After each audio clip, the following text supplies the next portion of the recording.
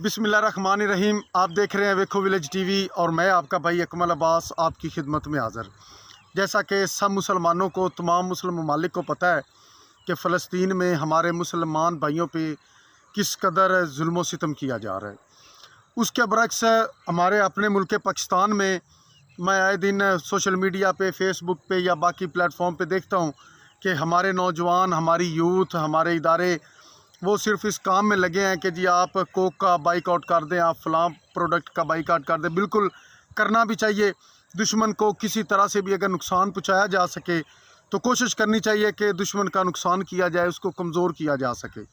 लेकिन उसके बाद दूसरी तरफ अगर देखा जाए तो सारी चीज़ें सिर्फ बाइकआउट से हल नहीं होंगी। कुछ चीज़ें ऐसी हैं जो हमें खुद करना पड़ेंगी। सिर्फ बाइकआउट से अगर जंगें जीती जाती, अगर मुल्क फतह किए जाते तो फिर जो है ना सारी दुनिया एक दूसरे का बस खाना पीना बंद कर देती, उनकी प्रोडक्ट का बाइकआउट कर देती और सारे मामला हल हो जाते। लेकिन इस तरह से नहीं होगा।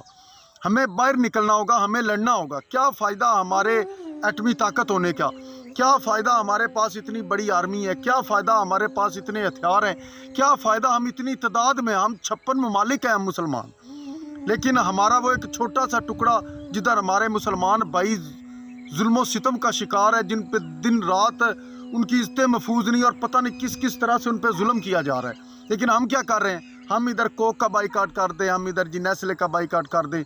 इन चीज़ों से क्या हो जाएगा? वो इधर ना बेचेंगे, किसी और मुल्क में बेच लेंगे। अगर आप लड़ नहीं सकते, और ये इंतहाई शर्म की बात है।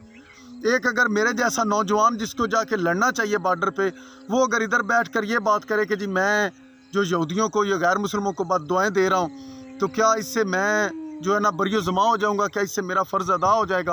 अब तो खैर से हमारे उलमा कराम ने भी आज फैसला किया, ये फतवा जारी किया कि जहाद हम मुसलमानों पे अब फ़र्ज़ हो चुका है। तो हम ये फ़र्ज़ कब अदा करेंगे? हम हर साल बाद, हर 6 महीने बाद हज उम्रा करने जा रहे हैं, वो हम पे फ़र्ज़ है। हम रोज़े रख रहे हैं, वो हम पे फ़र्ज़ है। हम नमाज़ पढ़ रहे हैं, वो हम पे फ़र्ज़ है। अब इसी तरह से जहाद भी हम पे फ़र्ज़ है। हमें लड़ना चाहिए, हमें बाइकआउट करना। ये बाइकआउट इंतहाई कमज़ोरी दिखाने वाली बात है। आप इस तरह से, क्या इस्लाम इस तरह से फैला था?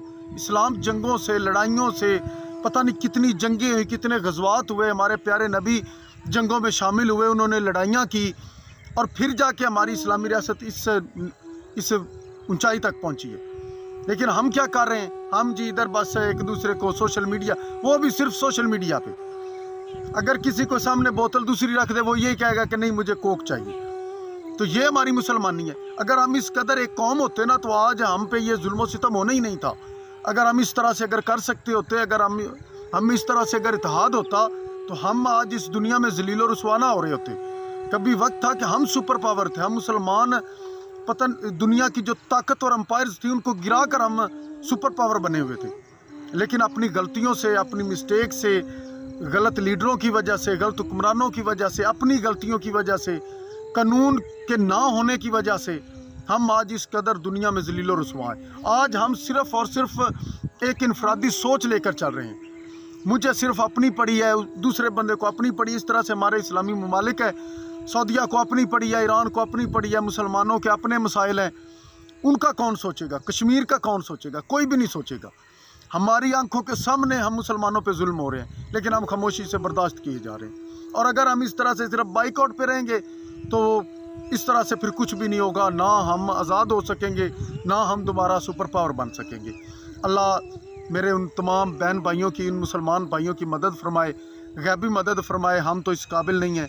हमें सिर्फ शर्म आनी चाहिए और हमें शर्मसार होना चाहिए और डूब मरना चाहिए। इतना सब कुछ होने के बावजूद भी हम कमज़ोर हैं, हम ही जुल्म सितम का शिकार हैं। अपने भाई को इजाज़त दीजिए। अल्लाह हाफिज़।